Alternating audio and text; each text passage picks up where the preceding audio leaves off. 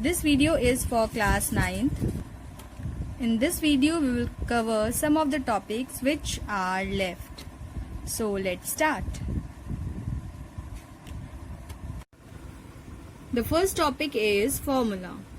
Atoms of elements combine to form molecules, so it is possible to represent the molecules in terms of symbols of the constituent atoms.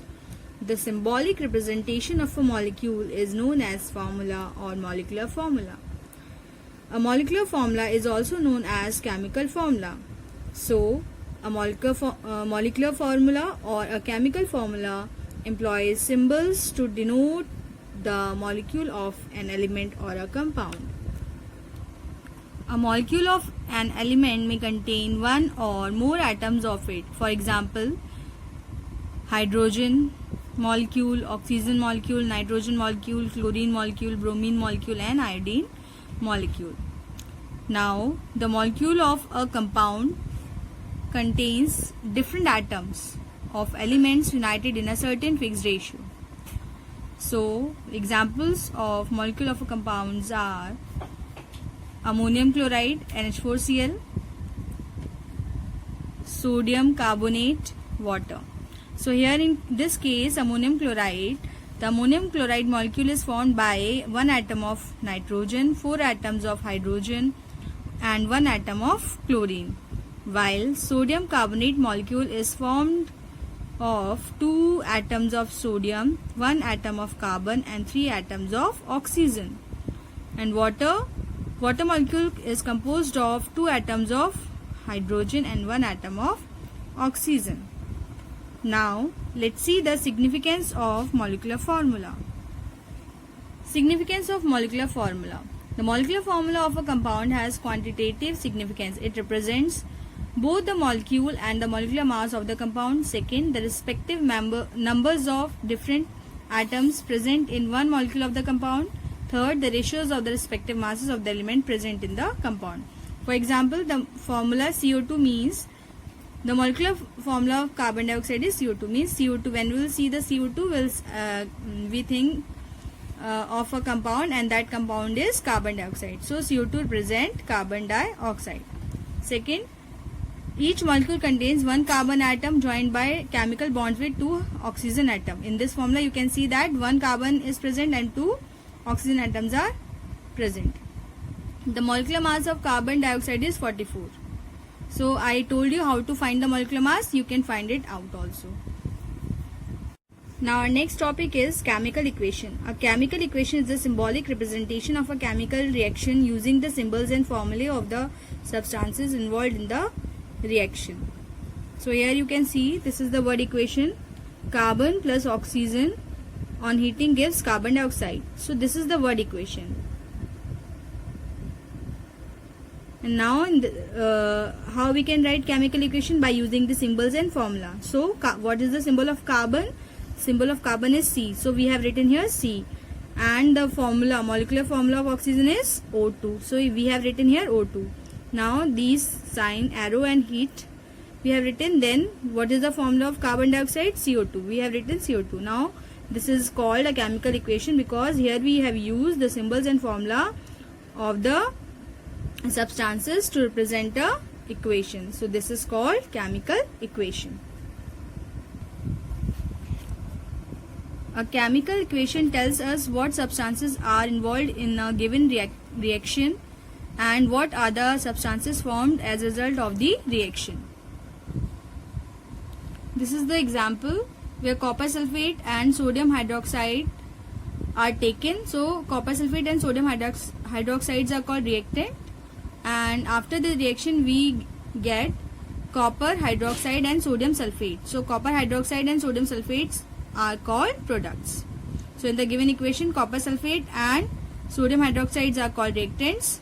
They react to produce copper hydroxide and sodium sulfate, and these are called products.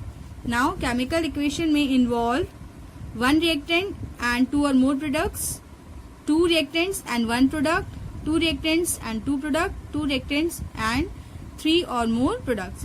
So examples one by one are given here in your book on page number 11. So you can read these examples from page number 11. Now let's see another topic. Now next topic is balanced equation. It is an equation in which the total number of atoms of each element in the reactants on the left side of the equation is the same as the number of atoms in the products formed on the right side of the equation. For example, here calcium carbonate on heating gives calcium oxide and carbon dioxide. So in this equation, the number of atoms of calcium, carbon and oxygen on both the sides, left hand side and right hand sides, are equal. It is a balanced equation.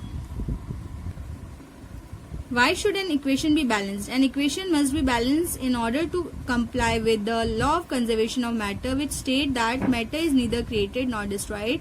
In the course of a chemical reaction, an unbalanced equation would imply that atoms have been created or destroyed. So unbalanced equation is also known as skeletal equation. Now let's see the information conveyed by a balanced chemical equation. Example of equation is given here. Sodium hydroxide reacts with sulfuric acid to form sodium sulfate and water. So the above equation tells us about the actual result of the chemical reaction. What are the actual result? This one, the products, and about the reactants involved and the products formed as a result of the reaction. So here these are the reactants and these are the products. About the number of molecules of each substance taking part and formed in the reaction. Here 2 molecules of sodium hydroxide and 1 molecule of sulfuric acid reacts to give 1 molecule of sodium sulfate and 2 molecules of water. As you can see here, 2 molecules of sodium hydroxide reacts with 1 molecule of sulfuric acid to form 1 molecule of sodium sulfate and 2 molecules of water. About the chemical composition of the respective molecules. 1 molecule of sodium hydroxide contains 1 atom of sodium, 1 atom of oxygen, 1 atom of hydrogen. So in this equation we know that sodium hydroxide is composed of how many elements? 3 elements, and the number of atoms of each element also by seeing the formula we can get. So this equation tells us this also about the chemical composition of respective molecules. Now about the molecular mass. So I told you how to find the molecular mass. So you find the molecular mass of each of the reactant and product, and then when you will add, you will see that it will show the law of conservation of mass. So here you can see that sodium hydroxide mass is, after multiplying by 2, because 2 molecules have taken, so here we will get 80, because when we will add it, we will get 40. Sodium hydroxide mass we will get 40. And here after adding the atomic masses of each atom of the element in sulfuric acid, we get 98. So when we add both these molecular masses of the compounds, we get 178. Here on the right hand side, when we will add the molecular masses of the products, we will get 178. So this shows the law of conservation of mass. Now limitations of a chemical equation. A chemical equation does not tell us A. The physical state of the reactants and the products, that is whether the substances are solid, liquid or gas. B. The time taken for the completion of the reaction. C. Whether heat is given out or absorbed during the reaction. D. The respective concentrations of the reactants and the products. E. The rate at which the reaction proceeds. F. Whether the reaction is reversible or irreversible. G. Whether the reaction is completed or it is not completed.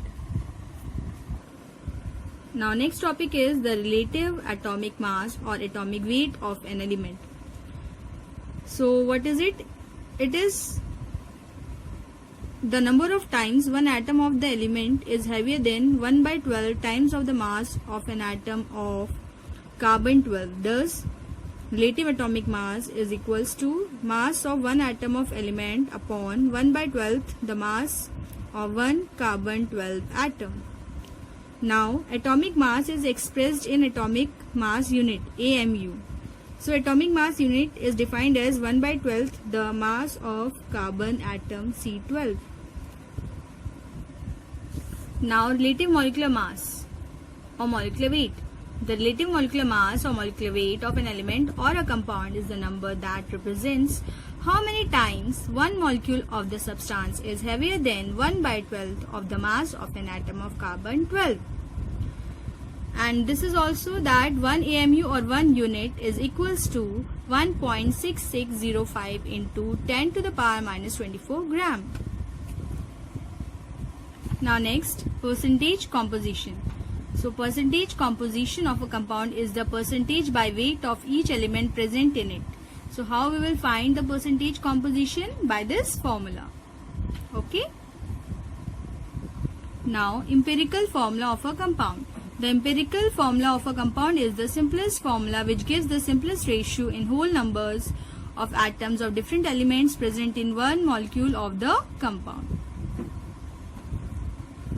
For example, the empirical formula of hydrogen peroxide is HO because the simplest to 1. So here we will write only HO. Similarly, this is the formula of glucose C6H12O6. When we will find the empirical formula, so we know that what is the HCF of these numbers, 6, 12 and 6. So 6. So these atoms will find the simplest ratio, we'll divide it by 6. Then we will get 1 to 1. So here C will get simplest ratio 1, H simplest ratio 2 and oxygen simplest ratio 1. So how we can write like this, CH2O. So here 1, 2. I told you that 1 we never write. So CH2O. So this indicates the ratio of carbon, hydrogen, oxygen atoms in a molecule of glucose is 1:2:1. Now note, empirical formula can be same for 2 or more compounds. For example, glucose and acetic acid both have same empirical formula, that is CH2O. Now empirical formula mass. So empirical formula mass is the sum of atomic masses of various elements present in the empirical formula. For example, the hydrogen peroxide empirical formula is HO. So how we'll get the empirical formula mass? By adding the masses of H and O. So 1 plus 16 will get 17. So 17 is the empirical formula mass for hydrogen peroxide.